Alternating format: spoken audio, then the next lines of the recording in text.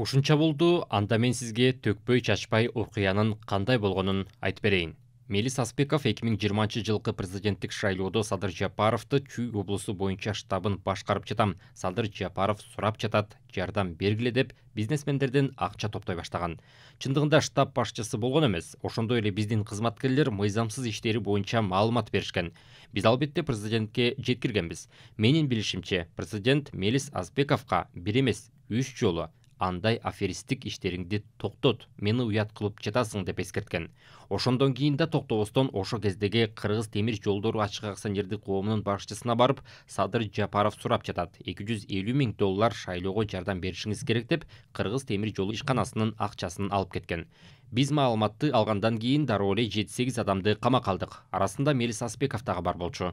Өзү эле эмес, жанындагы дос баласы экөө тең камалышкан.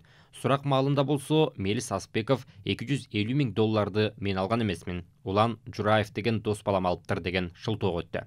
Ал эми Улан Жураев деген досу Мелис Аспеков өзү алганын көзмө-көз жолугушууда бетине коюп берди. Биз аны камактан чыгардык. Мелис Аспековго мамлекеттин акчасын кайтарып берип, камактан чыга бер деп айтып элге атабыз. Эгер мамлекеттин акчасын кайтарып берсе, соттон анын жоопкерчилигин жеңилдетүүнү жана чыгарууну сурайбыз. Акчаны мамлекетке кайтарып берип коюп, эркиндикке чыга берсин. Бул жерде эч кандай саясат жок. Акчаны досу Улан Жураев кайтарабы же өзү кайтарабы айырмасы жок. Мындан сырткары башка дагы бир топ бизнесмендерден алдамчылык жолу менен акчаларды алган экен.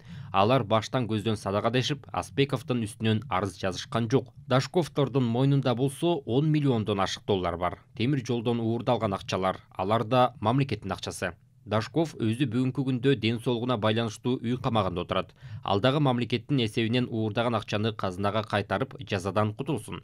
Биз эч кимди абакта камагыбыз келбейт. Мындан ары кимде-ким мамлекеттин казынасынан акча уурдаса, уурдагандарын 100 эсе кылып кайтарышып, анан кутулушат. Канчалаган адамдар уурдаган акчаларын мамлекеттик казынага кайтарышып, темир тордон кутулуп жатышат. Аны баарыңар эле көрүп билип жатасыңар.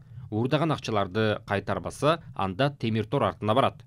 Элдин байлыгын, мамлекеттин акчасын уурдагандарды мындан ары аябайбыз.